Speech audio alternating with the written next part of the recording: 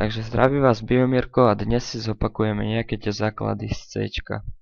Takže najprv si zapneme CodeBlock, vytvoríme následne nový projekt, v ktorom budeme pracovať, čiže new projekt, console application. Keďže už budeme pracovať v C++, tak vytvoríme pre CPP, dáme mu názov ako projekt. Klasicky ho vytvoríme a otvoríme. Tu vidíme klasika cout, čo je podobné ako printf v C, potom ekvivalent scanfu je cin, ktoré sa píše zase opačne so šipkami. Tieto šipky vlastne znamenajú, či chcete to vypisovať, ktorým smerom vlastne. Čiže hello world vypíš ako vonku, cin ako vstup do nejakej premenej, napríklad poď sem. Najprv si ho tiež potrebujeme zainicializovať, čiže int poď sem. A spustíme premenu, to nám načíta, ukončí, koniec. Taktiež by sme si mali zopakovať, že poznáme premeny typu int, premeny typu float, premeny typu double a premeny typu char. V C++ máme tu aj premenu typu string, čo sú reťazce. Teraz to vám ukážem, ako to vlastne funguje, čiže si dáte string reťazec a keď dáte, že cin reťazec kočiarka a následne ho si vypíšeme, čiže cout reťazec.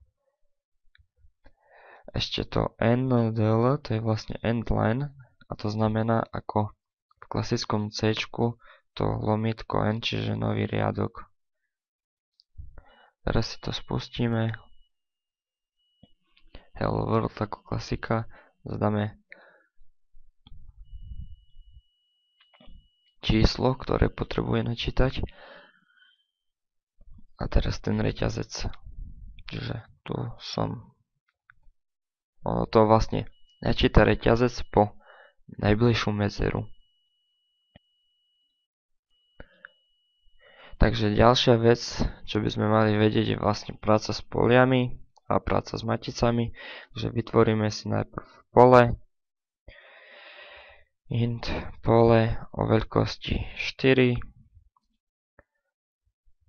ktoré následne naplníme v cykle for nejakým číslom. Vytvoríme si relačnú premenu i nastavíme menšie ako 4 s krokom o 1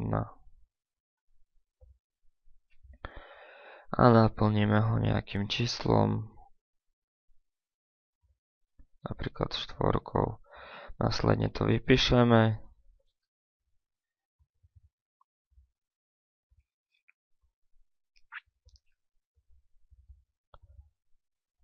A spravíme medzeru medzi dané čísla.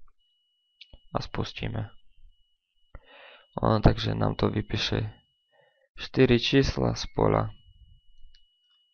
Ďalšia vec, čo máme vedieť, sú vlastne matice. Vytvoríme si maticu typu int, matica vo veľkosti, dajme to 4x4. Nezabúdame na bodkočiarku. To je vlastne cyklus for v cykle for, čiže int i je rovné 0, je menšie ako 4, i plus plus. Tu si dáme riadok prázdny, čiže ndl. A dáme cyklus ďalší, int je